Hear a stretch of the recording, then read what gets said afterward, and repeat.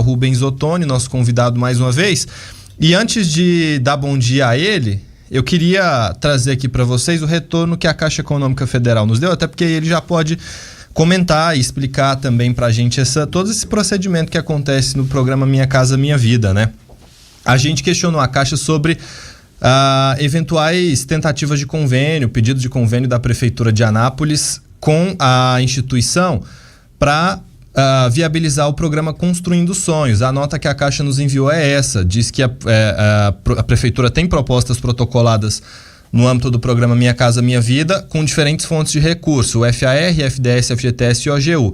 O FAR é o Fundo de Arrendamento Residencial, o FDS é o Fundo de Desenvolvimento Social, o FGTS é o Fundo de Garantia e o OGU é o Orçamento Geral da União, para explicar. Atualmente essas propostas, diz a nota, são analisadas pelas áreas técnicas do banco. E aí a nota prossegue. Cumpre observar que nos projetos que são voltados para famílias da faixa 1 do Minha Casa Minha Vida, esses que incluem fundos, o FAR, o FDS e o Orçamento da União, e em situação de extrema vulnerabilidade, a Prefeitura participa como proponente e com a doação de áreas para a construção dos empreendimentos. O banco também destaca que existem outras propostas do município em desenvolvimento do programa, no âmbito do programa Minha Casa Minha Vida, cidades que utilizam recursos do Fundo de Garantia por Tempo de Serviço, e diz que a seleção de famílias, nesse caso, segue critérios definidos pelo Ministério das Cidades e pela legislação municipal. Aí a Caixa explica, né, que no caso da faixa 1, o programa Minha Casa Minha Vida permite que pessoas que estejam negativadas em instituições de crédito, elas obtenham a casa própria e, no entanto, no caso do pleito do município, na modalidade programa Minha Casa Minha Vida Cidades, que utiliza os recursos do FGTS, é necessário que os beneficiários tenham condições de aprovação em financiamento bancário, conforme critérios definidos pelas instituições. A gente perguntou isso porque ainda não ficou claro como é que vai sair do papel o programa Construindo Sonhos, que tinha marcado para essas... Anunciou, né, que... Exato. Tinha marcado para essa semana o chamamento das empresas. E aí, deputado, bom dia, prazer recebê-lo aqui. Já vou entrar nesse assunto com o senhor. Bom dia, Rafael, Lucivan, Carlos Antônio, satisfação poder estar aqui com vocês mais uma vez.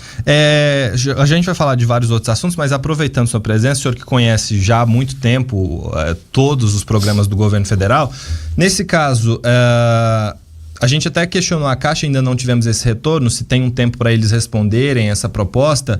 A gente tem um prazo para saber quando é que se o município vai ser ou não contemplado nessas propostas que a Caixa informou? Na realidade, Rafael, o que eu vejo aí é que tem muito mais barulho, muito mais propaganda do que realidade. Nessa questão do programa Minha Casa Minha Vida, muita propaganda falando que vai fazer moradia, isso, aquilo, e no final não esclarece o que acontece, o que vai acontecer mesmo. Porque quando se fala, vai fazer 6.000 casas, 8.000 casas, todo mundo pensa que é aquela casa do faixa 1, que é aquela doação total.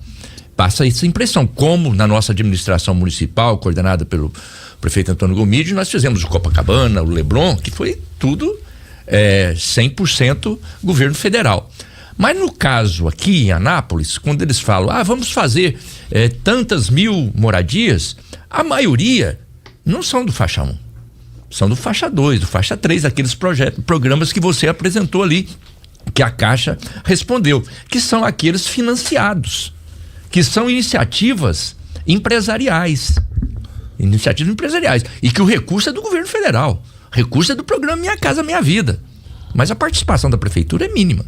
E aí o governo... Que aí é financiamento e tem aquelas exigências que as pessoas têm que cumprir as condições para financiar. Nesse caso aí, só para ficar claro então, o município doa as áreas, o governo federal subsidia e os construtores privados fazem... Não, nesse caso não. Nesse caso são os próprios empresários que apresentam as áreas. A prefeitura apresenta a área apenas naquilo que é o faixa 1, que é doação total. Então esse é, digamos, o programa prioritário do governo federal. Aí não tem parcela a ser paga, não. Aí não tem parcela a ser paga, é como Copacabana, como o Leblon. Agora, para isso precisa ter o interesse da prefeitura de poder garantir a área, de preparar a área, garantir a infraestrutura. O governo entra com a construção das casas. Isso praticamente não existe. Então, a hora que eles fazem a propaganda, dá a impressão que é esse tipo, e não é. O que existe aí, e uma movimentação grande, e é verdade, Vamos construir milhares de casas. Quando eu falo vamos construir, governo federal através do programa Minha Casa Minha Vida, mas não tem a participação quase nenhuma da prefeitura, porque são iniciativa do setor imobiliário e é uma iniciativa importantíssima, porque atende setores da comunidade que precisam, classe média que precisa também da moradia. Então, são diversas faixas. Deixa eu ver se eu entendi, deputado. O prefeito, então, está se comportando como um corretor.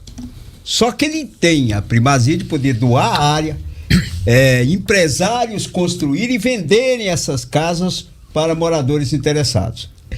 É pelo menos essa parte em que a prefeitura está doando a área para empresário. Pode ser que tenha algum envolvimento com a Minha Casa Minha Vida, em algum momento, em algum número de unidades. Mas aquilo que o prefeito também disse, de que vai subsidiar as parcelas e vai isentar da entrada. Isso é possível do ponto de vista do poder público? Qual é o entendimento do senhor? Vai depender de qual é o projeto que eles estão apresentando na Caixa. É isso que eu disse aqui no início. Tem muita propaganda e tem pouco esclarecimento sobre o que realmente está sendo apresentado. Aí tem o nome do projeto para poder fazer o barulho. Agora, o que nós, governo federal, tem incentivado garantir moradia para as pessoas. Para as pessoas de baixa renda, tem a possibilidade do faixa 1. Que é doar 100% a moradia. Para isso, a prefeitura tem que entrar com a sua parte. Tem que entrar com a área, com a infraestrutura. O governo federal entra com dinheiro para construir a casa. E isso é o que nós temos mais incentivado, mas é o que tem sido menos feito. Agora, um outro aspecto importante que o governo federal tem como prioridade é garantir moradia para os setores médios da sociedade, que precisam também da moradia. E para esses setores médios da sociedade, é natural que eles entrem com a parte e subsidiem, paguem, façam financiamento na Caixa.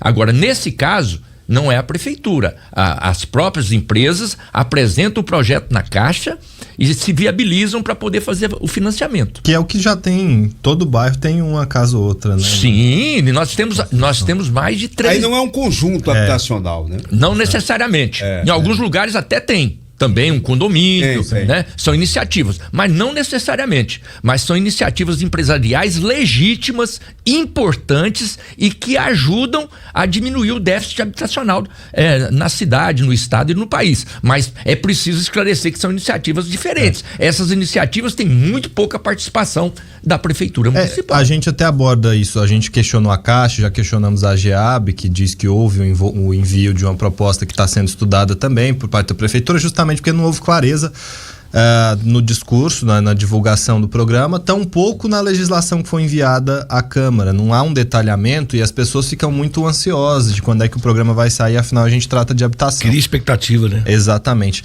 Agora, são quantas casas? Eu já ouvi 10 mil, 6.500. Agora 6.500, mas ele disse que chegará. Cada dia é um número. Deputado, de novo, o senhor sempre vem aqui, a gente sempre pergunta, tem atualização da reforma do estádio Zeca Puglisi? Isso é com a prefeitura, né? Essa pergunta não é para mim. A minha parte eu já fiz, que é arrumar o recurso para poder fazer a reforma. E o feirão da Jaiara? Porque até o ano passado, o que se falava é o seguinte, é importante a obra da reforma do Zeca Puglisi, é importante a obra lá do feirão da Vila Jaiara, que vai se transformar no mercado municipal, é importante a obra do Centro de Apoio aos Diabéticos, mas o problema é que não tem recurso. Aí o deputado Rubens Ottoni, trabalhando em Brasília, garantiu recurso para a reforma do Zeca Puglisi, para poder garantir o mercado municipal na Jaiara, para garantir o centro de apoio ao diabético. E agora a minha parte é cobrar, e espero que também a sociedade acompanhe, fiscalize e cobre a agilidade da administração municipal. Um aviso a quem está nos assistindo: não estamos reprisando a entrevista do deputado Rubens Ottoni, ele está aqui. Ocorre que a pergunta pode ser a mesma e a resposta continua sendo a mesma, né? Não é entrevista repetida. Ele está aqui ao vivo. E para dizer, para mostrar que não é entrevista repetida, eu tô trazendo boas novas. Além disso, notícias boas para a cidade, porque nós apresentamos aqui para vocês ações importantes do governo federal, do nosso trabalho em Brasília, garantindo a policlínica lá no Adriana Parque, garantindo também a escola de tempo integral lá no Residencial Under, a unidade básica de saúde lá no Esperança e no Jardim das Américas, e também a creche lá no Jardim Primavera, segunda etapa. Tudo isso recurso garantido do governo federal, do presidente Lula, e que agora o meu trabalho é fiscalizar e pedir agilidade para a prefeitura. Algumas dessas obras já foram licitadas e já vão ser iniciadas. Outras ainda não. Qual que é a novidade agora? A novidade é que nós conseguimos mais uma creche. Essa creche será lá no Copacabana. E também um CAPS, Centro de Atenção Psicossocial, que será construído ali na região do Nossa Senhora da Badia, ali no Samambaia. O prefeito anunciou que no segundo semestre todas as obras serão custeadas pelo governo federal. O senhor entende que são essas obras que o senhor está citando agora? Essas obras, elas... Ou tem novas? Não. Aqui, essas duas últimas que eu estou falando aqui são novas, que nós estamos anunciando agora. O CMEI do Copacabana e o CAPS. Isso. E esse não tem o recurso ainda não, tá liberado? Tem recurso, já liberado. Já foi selecionada. Já foram selecionadas. Agora é por conta da prefeitura, então? Agora a prefeitura tem que fazer a licitação, escolher a empresa e começar a obra. Aí a notícia Esse é o meu trabalho que eu estou fazendo, é o que eu disse. Eu estou trabalhando muito em Brasília para garantir o recurso e preciso gastar energia aqui para poder acompanhar, fiscalizar e cobrar a agilidade da prefeitura municipal, porque o que nós queremos não é ficar anunciando obra aqui, nós queremos entregar para a população ter o benefício lá na ponta, lá no seu local de moradia. Qual foi entregue no primeiro semestre? Teve alguma? Não, ainda não. Do governo federal, referente a emendas do ano passado, alguma foi entregue pelo prefeito? Não, essas obras ainda elas estão na fase de organização de licitação para iniciar a obra. Essas obras que foram entregues agora pelo prefeito, principalmente do aniversário da ANAP, é do ANAPS Invest, Carlos Antônio. É do ANAPS Invest. Ele lançou oficialmente as obras das UBSs que são do PAC, né? UBS Vila Esperança e UBS Jardim das Américas. Aí, além, o deputado anunciou, né? O CAPS e a creche a cidade foi contemplada no PAC Saúde também com a renovação da frota do SAMU, estrutura de teleconsulta e aquisição de combo de equipamento. Nós trouxemos 4 ambulâncias do SAMU ano passado, entregamos 4 no final do ano, já pela renovação da frota, e agora conseguimos mais 4 ambulâncias para a renovação da frota. Por quê? Porque o SAMU, para mim, ele tem um significado muito especial. Ele é um projeto importantíssimo do governo federal, Serviço de Atendimento Móvel de Urgência, e eu participei do nascedouro dele. Eu discuti na época, eu era deputado federal já na época, participei diretamente da discussão, participei do núcleo, do grupo de trabalho, e depois votei a favor e acompanhei aqui a organização, a descentralização do trabalho do SAMU em Goiás. No primeiro momento, o SAMU tinha a previsão de atuar apenas nas regiões metropolitanas, e depois nós interiorizamos. O SAMU está presente no estado todo. Agora, então eu tenho trabalhado muito pelo SAMU, trazendo as ambulâncias, mas o mais importante não é a estrutura física, não são os veículos. O mais importante do SAMU são as equipes. São equipes idealistas, pessoas que trabalham não apenas pelo salário, trabalham pelo idealismo de salvar vidas, e nós estamos vivendo um momento delicado, uma discussão, vocês anunciaram aqui. Tem uma audiência pública hoje. Que há um sentido, um desejo aí, um trabalho para terceirizar a gestão do SAMU, o que é um absurdo. Vai totalmente contrário ao espírito do Serviço de Atendimento Móvel de Urgência, que ele é sintonizado com o SUS, com o Sistema Único de Saúde, que prevê uma ação tripartite, município, estado e União. O governo federal está fazendo sua parte. Tá? O governo federal entra com a estrutura, entra com os veículos, tem recurso de custeio para o SAMU, e a gestão, que é o que deve ficar para o município, vai terceirizar? Não tem sentido. perde totalmente o significado. Então eu espero que essa discussão não prospere. É uma discussão que começou no governo do estado, infelizmente, está sendo feita em todo o estado, e há uma reação negativa por todos os lugares que eu tenho passado, das equipes do SAMU, e também porque não é esse não foi o princípio do programa Serviço de Atendimento Móvel de Urgência lá no seu nascedouro há 20 anos atrás. Aliás, completou agora 20 anos em julho o SAMU. É uma ideia, só colocando, senhor, é uma ideia que teve origem lá no estado de Minas Gerais, né? Você fala consórcio, né? Consórcio. Desse consórcio, do consórcio fazer a gestão do SAMU. Coincidência ou não, está se espalhando entre os governadores de oposição. Sobre o CAPES e sobre o CEMEI, o pessoal tá falando que vai dar ruim, eles não sabem fazer licitação, não dá para ser adesão de ata, não? Não tem como. Tá todo criticando, que o problema é o que você falou, só agora depende da prefeitura, esse é o problema, né? Vamos aguardar. As duas obras das unidades básicas de saúde foram licitadas já, né? A empresa contratada, e tem o início.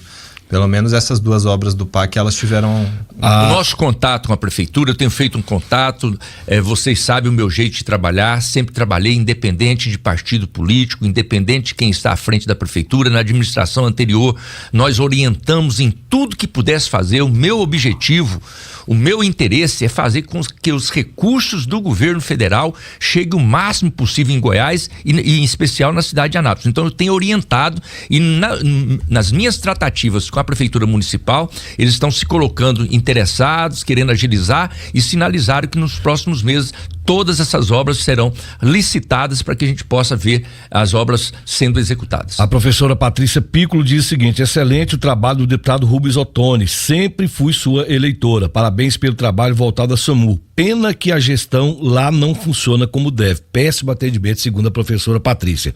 O Bento Piancó tá mandando um abraço pro senhor e divulga aí que a história da vida do deputado Rubens está no canal Livro Aberto, contada por ele mesmo no YouTube. Grande abraço, Bento. Canal Livre Aberto? É porque ele me entrevistou falando da história. Tá certo então.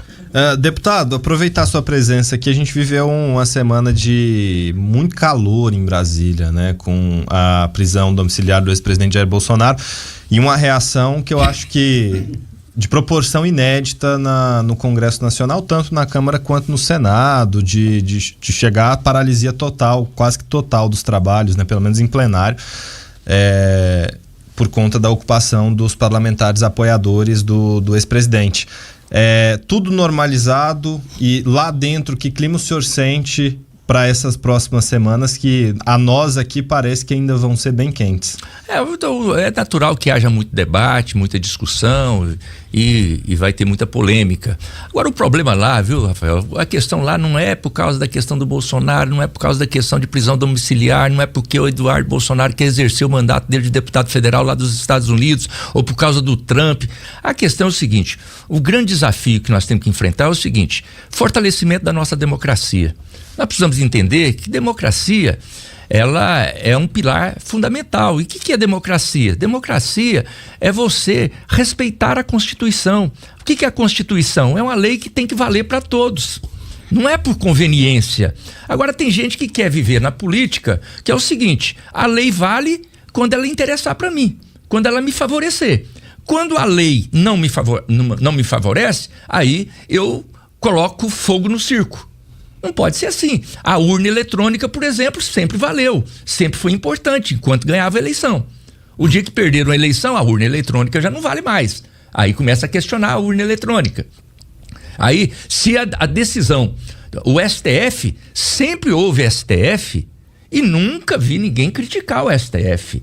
Agora, o dia que o STF tomou uma medida que não agradou aqueles que estavam ali, aí eles já não aceitam mais. Então, quer dizer, isso é democracia? Não, é a democracia de conveniência, né? Eu, por exemplo, o pessoal fala: o deputado Rubens Ottoni tem 6 mandatos de deputado federal, 2 mandatos de deputado estadual, né? É um grande vencedor. Eu já perdi mais eleição do que ganhei.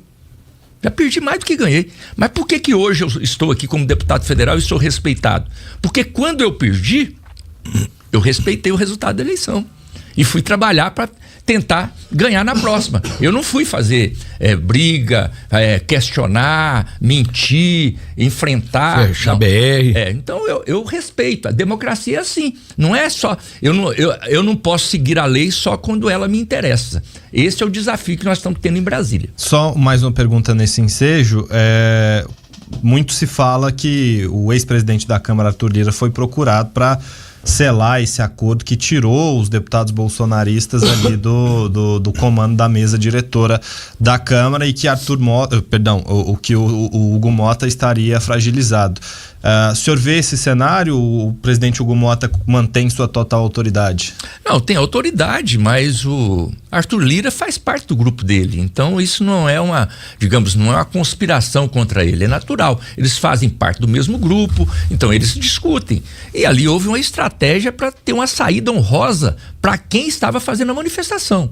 Porque o pessoal que estava ali fazendo toda aquela manifestação ali na Câmara de maneira absurda, impedindo os trabalhos do Congresso Nacional, aquilo ali não ia levar em lugar nenhum e seria cada vez mais delicado para eles. Porque eles teriam que responder na justiça.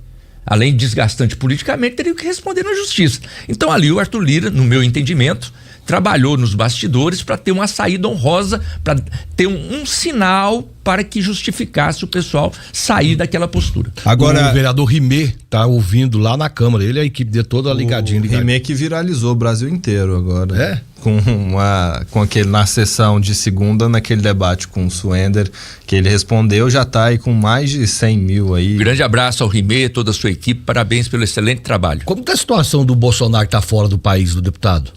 Até coisa. Quando ele pode ir?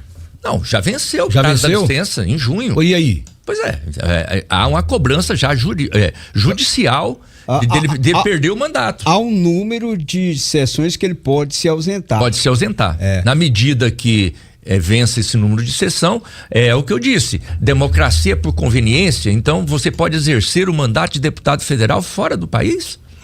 É uma coisa que o pessoal quer fazer a democracia do jeito que eles acham que deve ser. Então não pode ser assim. Democracia tem que ter uma regra, tem que ter uma lei, e essa é a Constituição Federal, que deve ser cumprida por todos, gostemos ou não. Havia uma pauta dos deputados que fizeram o movimento da aprovação da anistia, impeachment, do Alexandre de Moraes, e também a derrubada do foro privilegiado. Num primeiro momento, o líder da direita, deputado Sócio Arruda, disse que tinha ganho todo, tudo ia ser pautado e pronto, e vai. Depois as coisas vieram se ajustando e chegou a ser noticiado e confirmado por muitos que apenas a questão do foro privilegiado deve de fato ser votado. Qual é a opinião do senhor? Isso é o que eu disse. Eu vejo que houve uma movimentação de bastidores no próprio grupo do presidente Hugo Mota e também no grupo mais conservador que estava com essa pauta e fazendo a manifestação para tentar uma saída honrosa. Mas na verdade não houve nenhum compromisso de colocar isso em votação. Até porque essas pautas, elas são pautas só para garantir mobilização do segmento deles. Não existe uma coisa concreta, até porque tem muito pouca efetividade, né? Pouca efetividade. Primeiro que não aprova, ele não tem voto para aprovar. Mas tem assinatura favorável para poder colocar em votação. Isso é uma coisa. Votar, depois não tem voto para aprovar. E a Alcolumbre diz que nem com 81 assinaturas pautadas. Então tudo isso é só para mobilizar e para poder ter presença na rede social e manter o grupo unido. É só para isso. Mas do ponto de vista efetivo não existe. Então, respondendo de maneira definitiva a você, a tendência é que no próximo período continue o debate, as divergências, mas há um encaminhamento da normalidade dos debates e das votações. Tanto nem o na foro Câmara, privilegiado será votado? Não, pode ser que sim, foro privilegiado. E aí no foro privilegiado o senhor entende o quê? Porque eu vi uma discussão de alguns juristas hoje pela manhã que talvez o primeiro grau não fosse a esfera adequada, porque se tem muitos juízes que estão em início de carreira, são mais suscetíveis à pressão para julgar grandes casos, e várias outras questões, outros defendiam, enfim. E aí, um consenso é que talvez um tribunal colegiado, como por exemplo o Tribunal de Justiça de Goiás ou o STJ a nível federal, fosse mais adequado do que... e aí também, uma outra coisa que foi consenso foi que as várias mudanças de entendimento, e aí todas elas partiram do próprio STF ao longo dos últimos 20 anos, né? Muda um pouco, muda o foro, depois reentende que o foro é o Supremo, enfim... elas foram prejudiciais nesses últimos 20 anos porque causam uma certa estabilidade, né? Que avaliação o senhor faz? Não, você colocou aí apenas uma parte do debate que é mostrando a complexidade desse debate. Então, quem coloca esse debate na pauta não está nem preocupado com isso. Se você perguntar para eles nem sabem das consequências de tudo isso.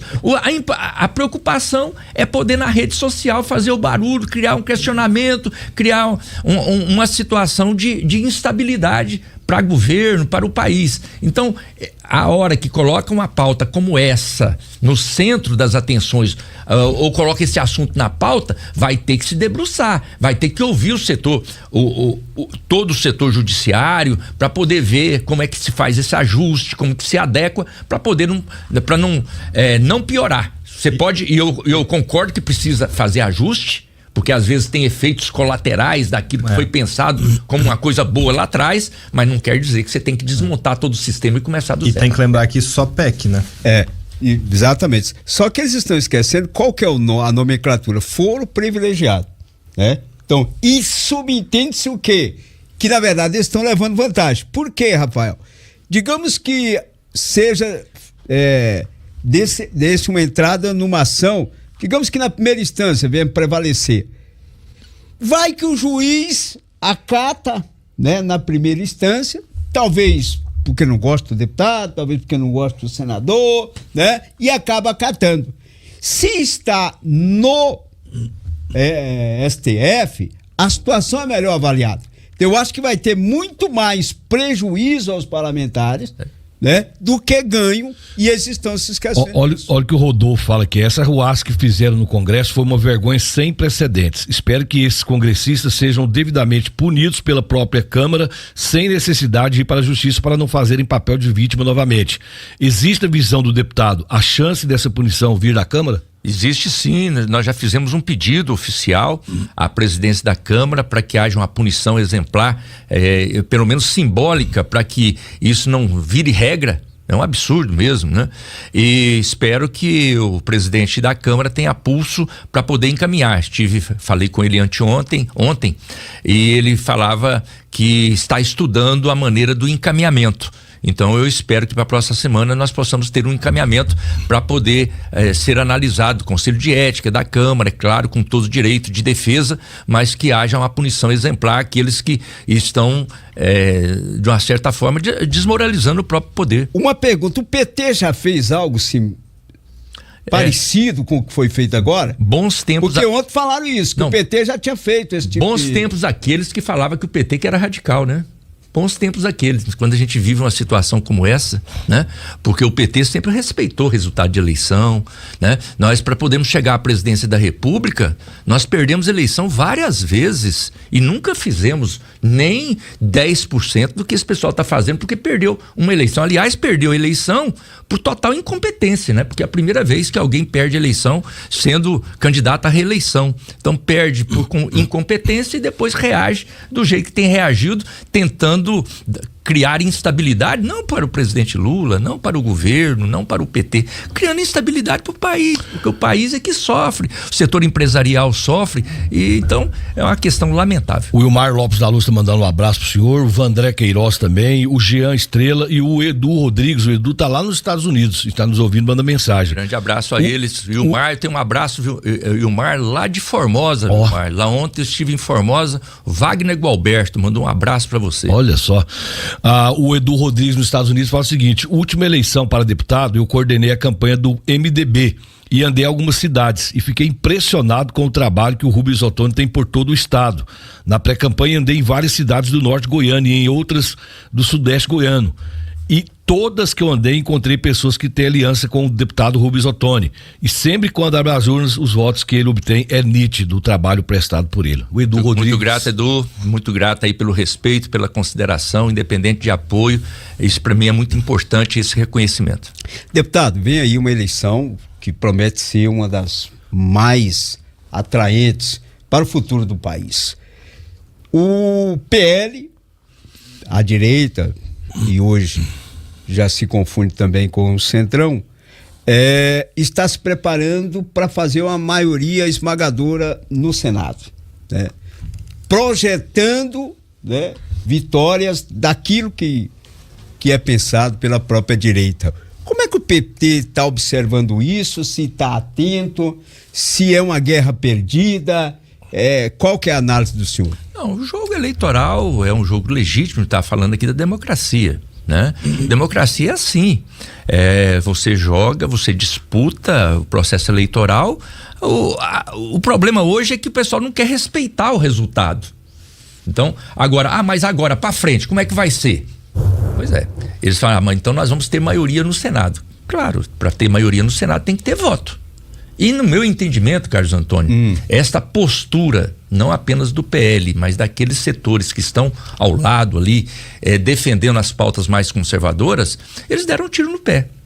Essas ações que eles têm feito, questionando e criando essa instabilidade e essa posição absurda de defender o Trump contra os interesses do Brasil, de ter um representante nos Estados Unidos incentivando que o Trump tarife o Brasil cada vez mais, e sem lembrar que quando tarifa 50% o Brasil, não está tarifando o Lula, tarifando um empresário, os grandes empresários que exportam e que acabam sendo prejudicados. Então, no meu entendimento, essas ações que eles têm feito, ações intempestivas,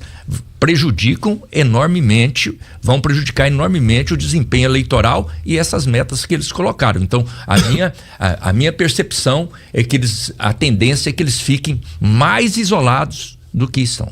O PT está atento ao crescimento da direita no Nordeste, por exemplo, que acabou ganhando prefeituras que são consideradas importantes, e o crescimento da direita no Nordeste pode representar uma derrota do PT? Claro, não é? Como eu disse, o jogo eleitoral é legítimo e a gente tem que acompanhar com inteligência, com estratégia. Não pode encaminhar e tentar disputar com autoritarismo. Você disputa na democracia, com estratégia. Então você pega a informação, você vê, vamos investir mais ali, vamos dar mais atenção no outro lugar, vamos ter uma política pública mais adequada ali. Então é assim que a gente faz política. Como eu disse a você, eu já perdi muitas eleições e ganhei outras, mas quando eu perdi, eu me preparo, tento me preparar, trabalhar mais para poder ganhar a confiança. É mais ou menos o que o PT vai ter que fazer no Brasil. Em alguns lugares às vezes está mais fácil, alguns lugares que estava mais difícil hoje parece estar mais favorável, alguns lugares que estrategicamente nós já tivemos sempre um maior apoio, talvez tenha que ter um maior cuidado. Isso faz parte da estratégia, o PT está atento. Inclusive nós fizemos um grande encontro nacional agora em Brasília, elegemos a nossa nova direção nacional, as direções estaduais e municipais, pensando a estratégia para 2026. Para finalizar da minha parte, quais os partidos de fato que o PT considera aliados e que poderá contar na eleição do ano que vem? Nós queremos. Você pergunta de 1 milhão? Não, nós queremos. Não, nós queremos mais. Não, é porque na política nós queremos quanto mais apoio, melhor. A nossa estratégia está focada na reeleição do presidente Lula. E não é porque o Lula é mil maravilhas, 100%, porque o Lula resolve todos os problemas do Brasil. Não. É porque na situação atual nós precisamos de um governo responsável, competente, municipalista, que invista nos municípios e que, acima de tudo, seja capaz de se relacionar com quem pensa diferente. O Lula tem a capacidade de negociação. Você vê, ele não tem maioria no Senado, não tem maioria no Congresso, apoiou e aprovou mais de 80% dos projetos apresentados na Câmara e no Senado. Por quê? Capacidade de diálogo, negocia, respeita quem pensa diferente, jogou uma água fria na fervura da política nacional. Então, ele cumpre um papel importante. Então, a nossa estratégia é essa, de podermos fazer a reeleição do presidente Lula. Para isso, nós vamos dialogar com o máximo possível de partidos. Temos os partidos tradicionais, temos a nossa Federação Brasil da Esperança, que é o PT, o PV e o PCdoB, tem o PSB, o PDT, que são aliados de primeira hora, e nós queremos avançar para discutir com o centro, porque hoje, mais do que nunca, é preciso isolar a extrema-direita, que cumpre um papel nefasto, repito, não é contra o Lula, não é contra o PT, é contra o Brasil, está jogando contra os interesses do Brasil, e isso eu vejo que setores de centro, setores da direita mesmo, da direita mais moderada, da direita mais responsável, está percebendo isso e está percebendo que não pode apostar nesse tipo de postura. Deputado, uma última pergunta aqui, já que a gente entrou no assunto eleição, para falar do nosso umbigo. Saíram algumas informações em alguns blogs recentemente que o ex-governador Marconi Perillo poderia pintar no PT para uma disputa eleitoral no ano que vem, que teria sido dada à vereadora Ava Santiago, hoje no PSDB, o papel de tentar atraí-lo. Existe verdade nessa informação? Não, isso cabe no que eu falei aqui pro Carlos Antônio. Nós queremos o máximo possível de apoio no projeto do presidente Lula, reeleição do presidente Lula. Quem vier, quem apostar e estiver disposto a apoiar, será bem-vindo. Será bem-vindo justamente para podermos enfrentar esse tipo de postura nefasta e que não interessa ao povo brasileiro. Então, isso é bem-vindo. Agora, a aliança, a gente só faz, Rafael, quando os dois lados querem. Então não adianta eu ficar falando que eu quero. Se o outro lado não quer, então tem que manifestar. Todos aqueles que se manifestarem o interesse de poder apoiar o presidente Lula, nós vamos estar abertos para dialogar. Estaremos abertos para dialogar. Mas agora eu não posso dizer se vai acontecer ou se não vai, porque a aliança só acontece quando os dois lados querem realmente. Escritório lá do deputado Antônio Gomide, todo mundo ligadinho também, acompanhando grande a abraço entrevista. Lá, toda a equipe. E o Antônio Gomide fazendo um trabalho importante na Assembleia Legislativa. O Lucas, o Marconinho, tá mandando um abraço, senhor. Grande abraço. Um abraço para ele. Deputado, obrigado mais uma vez por vir aqui conversar conosco. Bom dia pro senhor, até uma próxima. Grande abraço a vocês, parabéns pelo excelente trabalho de jornalismo. Carlos